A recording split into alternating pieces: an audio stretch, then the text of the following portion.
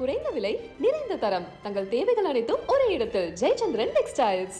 பாண்டியாறு புன்னம்புலா திட்டத்தை நிறைவேற்றினா வர surplus water அந்த சாலியாத்துல கலக்காது. அது சாலியாத்துல கலக்காம போச்சுனாலே அவங்களுக்கு ஒரு ரிலீஃப். மெயின் இது அது ஒண்ணுதான் எனக்கு ஒரே எக்கச்சக்கமா வர்றது. அங்க இருக்கிற இப்போ வல்லுநர்கள் எல்லாமே சொல்றாங்க, தண்ணி அபரிமிதமா போகையில அந்த பாறை இடுக்குகள் இருக்கக்கூடிய செம்மண் அந்த மண்ணுகள்ல பூரா போய் தண்ணி ஏறதுனால அந்த மண் இலக்கமாகி அந்த பாறைகளை தள்ளிட்டு வெளியேறுது. அப்படி வெளியேறையில் தான் இந்த பேரழிவு ஏற்படுது. இதுதான் அந்த அறிவியல் பூர்வமாக வல்லுநர்கள் எல்லாமே சொல்றது, அதைத்தான் சொல்றாங்க. அந்த அளவுக்கு அது ஓவர்ஃப்ளோ ஆகி போய் அதில் அழிவை ஏற்படுத்தாமல் இருக்கும்னு சொன்னா இந்த தண்ணி என்ன பண்ண முடியும் அவங்கனால? இப்படித்தான் திருப்பி விடணும். இயற்கையாக தான் பார்க்க. இப்போ வயநாட்டில் இப்போ சர்ப்ளஸ் வாட்டரை இந்த பக்கம் திருப்பி விட்டிருந்தால் இயற்கையாகவே அதில் இந்த மாதிரி ஒரு திட்டத்தை அவங்க உணர்ந்து இருந்தாங்கன்னா இந்த மாதிரி கிட்டத்தட்ட 1000 பேர் 1000 பேர்த்துக்கு மேல இறந்திருப்பாங்கன்னு சொல்றாங்க. ஆனா கணக்கே 300-400. இப்படி மனித உயிர்களை இழக்க வேண்டிய சூழ்நிலை உருவாயிருக்காது. இந்த பேரழிவிலிருந்து ஒரு பாடம் கத்துக்கலன்னா அப்புறம் நாம எதுவும் செய்ய முடியாது. வருங்காலத்துல இந்தியா வல்லரசாகி பிரயோஜனம் இல்லை. உள்நாட்டுல இவ்வளவு சேதம் இதுகளெல்லாம் வச்சுட்டு வல்லரசாகி ஒன்றும் பெருசா நாம சாதிக்க போறதில்லை.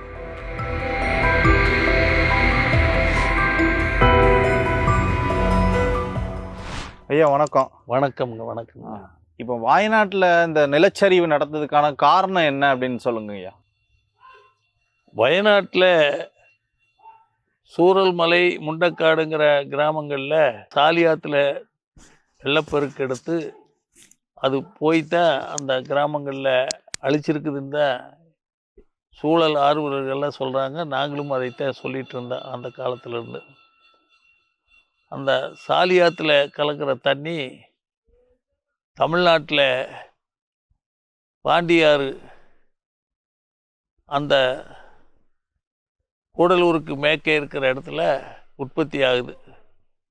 சுமார் 30 கிலோமீட்ரு தமிழ்நாட்டுக்குள்ளேயே அது பயணிக்குது. அபரிமிதமாக வெள்ளம் வரும்போது அது அந்த சாலியாத்தில் கலக்கையில் இந்த மாதிரி பேரழிவு ஏற்படுங்கிறதுக்காகத்தான் அந்த எக்ஸஸாக வர்ற வாட்டரை டனல் அமைச்சு இங்கே மோயாத்தில் கொண்டு கலக்கணுங்கிறது அந்த பாண்டியாறு புன்னம்புலா திட்டம். இந்த பாண்டியாறு புன்னம்புலாங்கிற இடத்துல ஆராட்டுப்பாறை அப்படிங்கிற இடத்துல தான் போய் அங்கே புன்னம்புலா இதில் சேர்ந்து அவங்க அதை கேரளத்துக்குள்ளே ரப்பர் எஸ்டேட்டுகள்லாம் இருக்குது. அதுக்கெல்லாம் தண்ணி அந்த நீர் ரீசார்ஜ் ஆகணுங்கிறதுக்காக அதை சொல்லி காரணம் காட்டி அவங்க மறுத்தாங்க.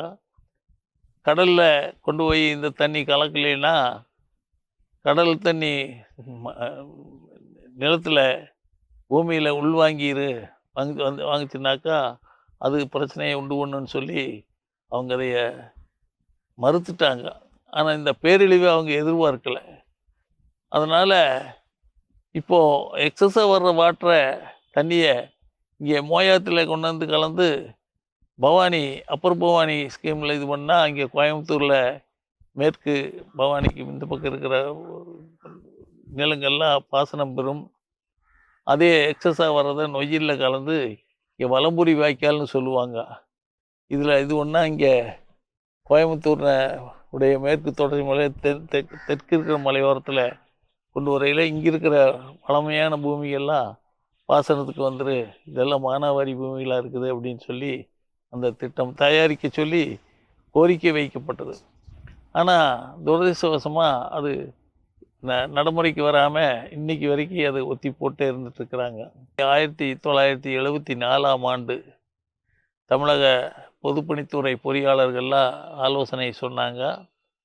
அப்போது கடுமையான வறட்சி 70-72களெல்லாம் ரொம்ப கடுமையான வறட்சி. எங்கள் ஏரியாலெல்லாம் கூட மாட்டு கண்ணுக்கு கூட தண்ணி இல்லாத அளவுக்கு வறட்சி இருந்தது. அன்றைக்கு பிரிவிடாத கோவை மாவட்டம், அந்த மாவட்டத்தில் அந்த வறட்சியை சமாளிக்கிறதுக்கு பாண்டியாறு புன்னம்புலா திட்டத்தை நிறைவேற்றணுங்கிற கோரிக்கை அப்போ ஒரு கருத்துரு உருவாக்குச்சு. அதுக்கு மறைந்த உழவர் தலைவர் ஐயா நாராயணசாமி நாயுடு அவர்களுடைய தலைமையில் ஒரு 100 விவசாயிகள் பத்திரிகையாளர் கூட்டிட்டு அவங்க கூடலூருக்கு மேற்க அந்த பாண்டியார் உற்பத்தி ஆகக்கூடிய அந்த இடத்துல போய் பார்த்து அதில் ஒரு ப்ராஜெக்ட் ரிப்போர்ட் அவங்க கொடுத்தாங்க. அதை நிறைவேற்றணுங்கிற கோரிக்கை. அப்போது அந்த காலத்தில் பிஎம்எஸ் பஸ்ஸுன்னு ஓடுவாங்க. அவங்க தான் மலையில் அந்த பஸ்ஸுக்கு நிறைய டிரைவர்களுக்கு அனுபவம் இருக்குன்னு அவங்க தான் அவங்கள சொல்லி கூட்டிகிட்டு போனது. போய் பார்த்து அந்த கருத்துரு உருவாக்குறதுக்காக மாநில அரசாங்கம், அப்போ டாக்டர் கலைஞர் கருணாநிதி அவங்க தான் சீஃப் மினிஸ்டராக இருந்தாங்க. அவங்க மூலமாக ஒரு திட்டம் செயல்படுத்தணும்னு மத்திய அரசுக்கு கோரிக்கை வைக்க சொல்லி கொடுத்தோம். ஆனால் துரதிர்ஷ்டவசமாக 75 ஆட்சி கலைக்கப்பட்டது. 76ஆம் ஆண்டு அப்போதைய பிரதமர் கோயம்புத்தூரில் தேர்தல் பிரச்சார கூட்டத்துக்கு வரும்போது இந்த மாதிரி இந்த வறட்சி நிலைமையை சுட்டி காட்டி இந்த பாண்டியார் முன்னம்பலா திட்டத்தை நிறைவேற்றணுங்கிற கோரிக்கை வைக்கையில் அப்போதைய பிரதமர் இந்திரா காந்தி அவங்க அது அவ்வளோ தூரம் செய்ய முடியாது, வறட்சி இருந்ததுன்னா அங்கே நீர்ப்பாசனம் இருக்கிற இடத்துல போய் விவசாயம் பார்த்துக்க வேண்டியதான்னு சொல்லி அவங்க அதை மறுத்துட்டாங்க. அதற்கு பின்னிட்டு 1978களில் மொரார்ஜி தேசாய் அவங்க பிரதமராக இருக்கிற காலத்தில் அப்போதைய நீர்ப்பாசனத்துறை அமைச்சர் கேஎல் ராவ், அவர் ஒரு சிவில் இன்ஜினியரும் கூட, அவரை அனுப்பிச்சு தமிழ்நாடு கேரளா அரசாங்கத்தோட ஒரு பேச்சுவார்த்தை நடத்தி இந்த திட்டத்துக்கு ஒரு ஒரு முன்னோட்டமாக செய்யணும்னு சொல்லி அவங்க அனுப்பிச்சி வச்சாங்க. ஆனால் அவர் 2 அரசாங்கத்து கூட பேசி அது செயல்பட முடியாமல் போயிடுச்சு. 60 ஆண்டு காலமாக இது திட்டம் அப்படியே இருக்கு. இது இப்போ இந்த திட்டத்தோட நிலைமை என்னன்னு சொல்ல முடியுமா? இப்பவும் அந்த திட்டத்தினோட நிலைமை 2006 பொறியாளர் சுப்பிரமணியம் அவங்க இந்த கருத்துரு ஒன்று அனுப்பிச்சி வச்சாங்க. அதுவும் முன்ன கிடப்பிலேயே தான் இருந்துட்டு இருக்குதுங்க. அவங்க கேரளா அரசாங்கம் பிடிவாதமாக அங்கே இருக்கிற சுற்றுச்சூழல் ஆர்வலர்கள் கூட சொல்கிறாங்க இந்த மாதிரி எதையை கொண்டு போனால் குறைச்சிக்கலாம் அப்படின்னு சொல்லிட்டு. அன்னைக்கு இருந்த நிலைமை வேறு, இன்றைக்கி இருக்கிற நிலைமை வேறு. அங்கே இருக்கிற ரப்பர் எஸ்டேட்டுகள்லாம் இப்போ அங்கே அந்த அளவுக்கு இல்லை. அதனால் ஒன்றும் பெருசாக பாதிக்க போகிறதில்ல. எக்ஸஸ் வாட்டர் மட்டும் இந்த பக்கம் திருப்பி விட்டால் போதும், அதனால் அங்கே பாதிப்பு குறையும்னு சொல்லி அவங்களும் கூட ஒத்துக்கிறாங்க. ஆனால் இன்றைக்கி வரைக்கும் கேரள அரசாங்கம் பிடிவாதமாக அவங்க ஒத்துக்க மாட்டேன்ட்டுருக்குறாங்க. அதனால தான் இடைப்பட்ட காலத்தில் நாங்கள் விவசாயிகள் சங்கத்தில் நதிகளை தேசியமயமாக்கணும்னு கோரிக்கை வச்சோம். அப்போது நதிகளை தேசியமயமாக்கணும்னு கோரிக்கை வச்சாக்கா யாரையும் கேட்க வேண்டியதில்லை. மத்திய அரசாங்கம் பார்த்து யாரை எப்படி வேணாலும் அதை எது ஃபிட் அண்ட் ப்ராப்பர்னு போட்டதோ அந்த மாதிரி பண்ணிட்டு போகலாம். அது அப்போ இந்த மாநிலங்களுக்கிடையேயான நீர்ப்பாசன முறையீடுகள் இதுகெல்லாம் வராது. அதுக்காகத்தான் நாங்கள் அந்த இதை கேட்டே இருக்கிறோம். இன்றைக்கி வரைக்கும் அந்த கோரிக்கை நிறைவேற்றாததுனால தான் இன்றைக்கும் காவிரி பிரச்சனையுமே தீராமல் இருக்கிற காரணமே அதுதாங்க. நதிகளை தேசியமயமாக்கிட்டா அது யாருக்கு பாதகம் இல்லாமல் போயிட்டுருக்குங்கிறது எங்களுடைய கருத்து. கேரள அரசாங்கம் இந்த திட்டத்துக்கு ஏன் அப்ரூவ்டே கொடுக்க மாட்டுறாங்க? என்ன பிரச்சனை இதில்? கேரள அரசாங்கம் அப்ரூவ் கொடுக்க வேண்டியதே இல்லை. தமிழ்நாடு அரசாங்கமே இதை செயல்படுத்தலாங்கிறாங்க. ஏன்னா இந்த பாண்டியாறு நதி பன்னாட்டு நதிகளில் இதில் வர்ற அந்த கேட்டகரியில் வர்றதில்லை.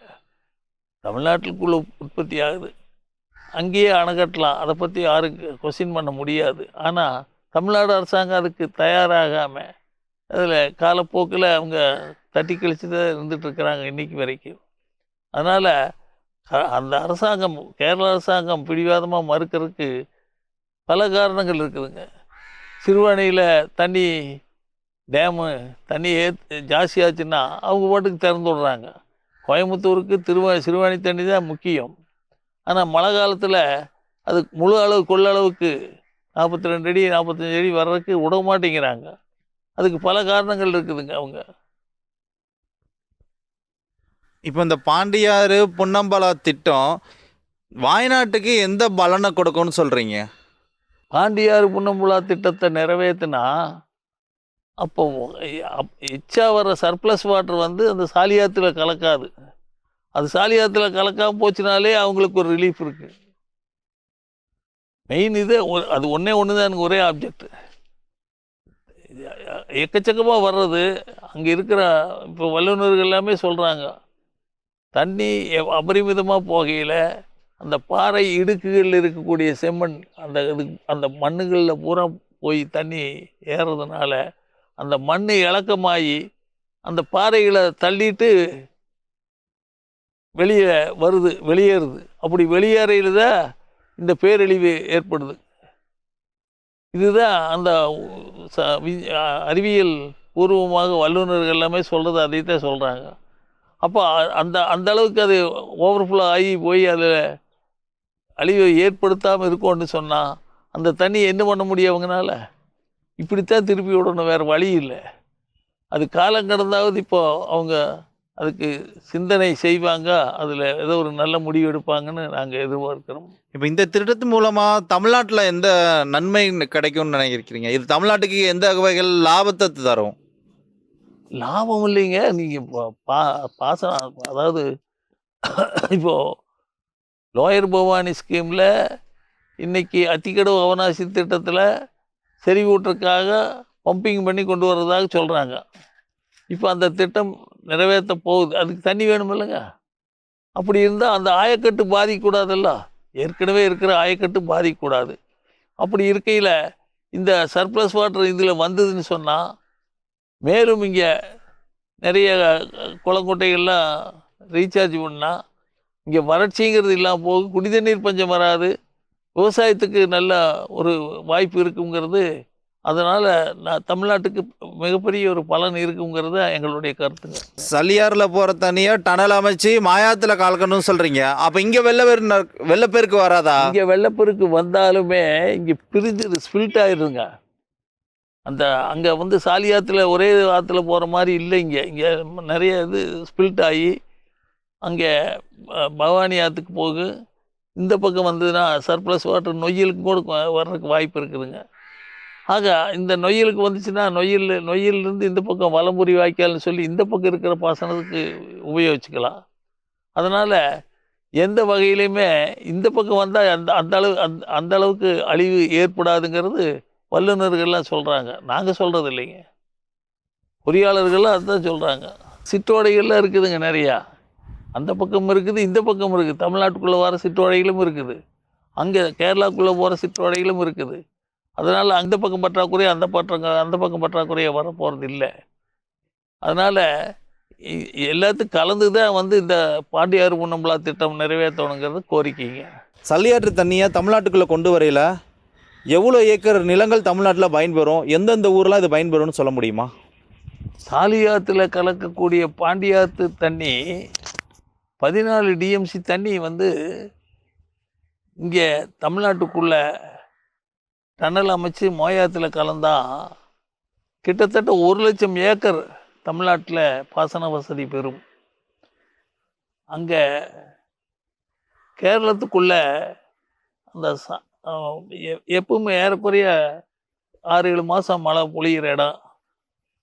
அதனால் வறட்சி காலங்களில், இப்போ பவானி ஆற்றுல வறட்சி காலங்களில் நீர்வரத்து குறைஞ்சி போயிடும். அப்போ நீர்வரத்து குறைஞ்சிருச்சுன்னு சொன்னாக்கா பவானி டேமு வறண்டு போகும். அந்த காலகட்டங்களில் கூட இந்த தண்ணி அந்த பவானி ஆற்றுல பவானி டேமில் ஸ்டோரேஜ் ஆகி அந்த பவானி ஆற்று வழியாக கூடுதுறையில் காவிரி மேட்டூர்லேருந்து வரக்கூடிய காவிரி ஆற்றுல கலந்து டெல்டாவில் அவங்க நெல் உற்பத்தி ஆகக்கூடிய இடத்துல எந்த விதமான குறைபாடும் இல்லாமல் அங்கே நெல் உற்பத்தி அதிகமாக இருக்குது. டெல்டாவில் பாசன வசதி பெறுறது கூட வாய்ப்பு இருக்குது. அதனால் எந்த வகையிலையும் இப்போ அதே மாதிரி அத்திக்கடவு அவனாசி திட்டத்தில் அங்கே இந்த குளங்குட்டைகளெல்லாம் ரீசார்ஜ் பண்ணுறதுக்கு பம்ப் பண்ணி அவங்க ரீசார்ஜ் பண்ணுறதுக்கு தண்ணி போதுமான தண்ணி கிடைக்கும். அப்போ வறண்ட பிரதேசங்கள் பெருநாய்க்கு மலையா அவனாசி அந்த ஏரியாவில் இருக்கிற குளங்குட்டைகள்லாம் செறிவூட்டப்பட்டால் கிரவுண்ட் வாட்டர் ரீசார்ஜ் ஆகும். அதனால் தொழில் வளரும், குடிதண்ணீருக்கு பஞ்சம் வராது, எத்தனையோ ஒரு வாய்ப்புகள் எல்லாம் இருக்குங்கிறது எங்களுடைய கருத்து. பொறியாளர்கள் சொல்கிற கருத்து நாங்கள் அப்படியே ரிப்பீட் பண்ணுறோம், அவ்வளோதாங்க. கோயம்புத்தூரை பொறுத்த வரைக்கும் இன்னைக்கு கேரளத்து மக்களே ஒரு பகுதி ஒரு 30-40% அளவுக்கு அவங்களே இங்கே இருக்காங்க. அதனால் அவங்களுக்கு இதில் ஒன்றும் பெரிய ஒரு இழப்பு ஏற்பட போகிறதில்ல. கேரளாவில் இருக்கிறவங்களுக்கு அதனால் பெரிய இழப்பு ஏற்பட்டால் தான் அவங்க அதை பற்றி இது பண்ணணும். சூழல் ஆர்வலர்களே ஒத்துக்கிறாங்க, தமிழ்நாட்டுக்கு கொடுக்கறனால தப்பு இல்லைன்னு சொல்லிட்டு. அப்படி இருக்கும்போது அங்கே அவங்களுக்கு பெரிய இழப்பு வர்றதில்லை. அரபிக்கடலில் சும்மா வெறுமனே போய் கலக்கக்கூடிய அந்த தண்ணித்தானே நம்ம இங்கே திருப்புறோம். பாசனம் கிடையாது. அந்த சாலியாத்துலேருந்து அந்த இதுக்கு போகிற அரபிக்கடலில் கலக்க வரைக்கும் பாசனம் கிடையாது. அப்போ வேளாண் உற்பத்தி அங்கே இல்லை. வேளாண் உற்பத்தி இருக்கிறவங்க திருப்பி விடுறதுல என்ன, தேச நலனுக்கு முக்கியமே வேளாண் உற்பத்தி பெருகணும், குடிதண்ணீருக்கு பஞ்சம் இருக்கக்கூடாது. இது ரெண்டுமே அங்கே இல்லாத போது இங்கே இருக்கையில் அதுக்கு பயன்படுத்துறதுல என்ன தவறு இருக்கு? இது மூலமாக 2 அரசாங்கத்துக்கும் நீங்கள் என்ன கோரிக்கை வைக்கிறீங்க? 2 அரசாங்கமும் மத்திய அரசாங்கமும் இதில் நேரடியாக தலையிட்டு, ஒரு பக்கம் பேரழிவு, இன்னொரு பக்கம் வறட்சி, ரெண்டையும் சமாளிக்கணும்னு சொன்னால் அந்த திட்டத்துக்கு 2 பேரும் ஒத்துழைக்கணும். இன்றைக்கி இருக்கிற சூழ்நிலையில் மத்திய அரசாங்கமும் இங்கே கேரளத்தில் இருக்கிற அரசாங்கம், தமிழ்நாடு இருக்கிற அரசாங்கம் ஒரே அணியில் இருக்கிறாங்க. அவங்களும் மத்திய அரசாங்கத்துக்கிட்ட சொல்லி இது நிறைவேற்றணுங்கிறது எங்களுடைய கோரிக்கை. இயற்கையாக தான் பார்க்கணும். இப்போது வயநாட்டில் சர்ப்ளஸ் வாட்டரை இந்த பக்கம் திருப்பி விட்டிருந்தால் இயற்கையாகவே அதில் அந்த மாதிரி ஒரு திட்டத்தை அவங்க உணர்ந்துருந்தாங்கன்னா இந்த மாதிரி கிட்டத்தட்ட 1000 பேர் 1000 பேர்த்துக்கு மேலே இறந்துருப்பாங்கன்னு சொல்கிறாங்க. ஆனால் கணக்கே 300-400 பேருன்னு சொல்கிறாங்க. இப்படி மனித உயிர்களை இழக்க வேண்டிய சூழ்நிலை உருவாயிருக்காது. பிடிவாதமாக, அதாவது அரசியல் நோக்கத்தில் தமிழ்நாட்டுக்கு தண்ணி விட்டுட்டாங்கன்னு சொல்லி ஒரு கெட்ட பேர் இழந்துருங்கிறதுக்காக அந்த கேரளத்தில் இது வரைக்கும் இந்த 60 வருஷமாக இருந்த அரசாங்கங்கள் பிடிவாதம் பிடிச்சிருந்ததனுடைய விளைவு இன்றைக்கி வயநாட்டில் இவ்வளவு உயிரை பலி கொடுக்க வேண்டிய ஒரு சூழ்நிலைக்கு உருவாயிருக்குது. அதையே இயற்கையாக மாற்றி விட்டு எங்கெங்கே ஸ்பில்ட் பண்ணி ஒருவேளை பெருவெள்ளம் வந்தாலும் கூட அது அந்த மாதிரி போய் சேர வேண்டிய இடத்துக்கு போய் சேர்ந்ததுன்னா அங்கே இருக்கிற வேளாண் உற்பத்தி பெருகும். அந்த வேளாண் உற்பத்தி பெருகினா தான் இன்றைக்கி இந்தியா பூரா ஒரே உணவு மண்டலம் ஆயாச்சு. அப்போது இன்றைக்கி மிகை நாடுன்னு சொல்லிக்கூடிய அளவுக்கு, பெருமைப்பட்டுக்கூடிய அளவுக்கு இன்றைக்கி நம்ம இந்திய பிரதமரே சொல்லக்கூடிய அளவுக்கு இன்றைக்கி வேளாண் உற்பத்தி பெருகி நிற்கிது. 2 வருஷம் 4 வருஷம் வெள்ளத்தினாலேயோ அல்லது வறட்சினாலேயோ உற்பத்தி பாதிக்கப்பட்டால் கூட உணவு பஞ்சம் வராது. கடந்த காலங்களில் பார்த்திங்கன்னா 1 வருஷம் 2 வருஷம் வெள்ளமோ வறட்சியோ வந்துச்சுன்னா கத்தாழங்கிழங்கு பஞ்சம், மக்காக்கூரண பஞ்சம், எத்தனை பஞ்சத்தை சந்திச்சிருக்கிறோம் நம்ம. இந்த இந்த இந்த இந்த இந்த இந்த காலகட்டங்களில் அந்த மாதிரி எதுவுமே வர்றதுக்கு இல்லாமல் போனதுக்கு காரணமே வேளாண் உற்பத்தி பெருகுது. அப்போது உணவு மண்டலம் இந்தியா பூரா ஒரு உணவு மண்டலம் ஆகி அதில் வேளாண் உற்பத்தி எங்கே உற்பத்தி ஆனாலும் அது தேசத்துக்கு நல்லதுங்கிற ஒரு மனப்பான்மை வரணும். அதை விட்டுட்டு பிராந்திய மனப்பான்மையில் குறுகிய நோக்கத்தோட அங்கே விளைச்சல் அதிகமானால் அங்கே அந்த மாநிலம் முன்னேறிக்கு இந்த மாநிலத்துக்கு பத்தாக்குறைங்கிற அந்த எண்ணத்தை விட்டு அவங்க சிந்திச்சிருந்தாங்கன்னா இன்றைக்கி இவ்வளோ பெரிய பேரழிவு ஏற்பட்டிருக்காது. அதுதான் எங்களுடைய கருத்து. நாங்கள் வைக்கிற கோரிக்கையும் அதுதான். மனிதநேயத்தோடு பார்க்கணுங்கிறது எங்களுடைய கோரிக்கை. நீங்கள் சொல்கிற கணக்கு பார்த்தா வாய்நாட்டில் மழை பெஞ்சா அதை கோயம்புத்தூருக்கு கொண்டு வர முடியும், கோயம்புத்தூரில் ஒரு காய்கறி விளைய வச்சு மறுபடியும் அதை வாய்நாட்டுக்கு அனுப்ப முடியும்னு சொல்கிறீங்களா? அதுதான் நடந்துட்டு இருக்குதுங்க. இன்றைக்கி கேரளத்தில் பச்சை காய்கறி உற்பத்தி குறைவு. கோயம்புத்தூரில் தேனி, கம்பம் அந்த அண்டை மாவட்டங்களில் விளையிற காய்கறி தான் இன்றைக்கி பச்சை காய்கறி கேரளத்துக்கே போயிட்டுருக்குது. இன்றைக்கி அதுதான் உண்மை கூட.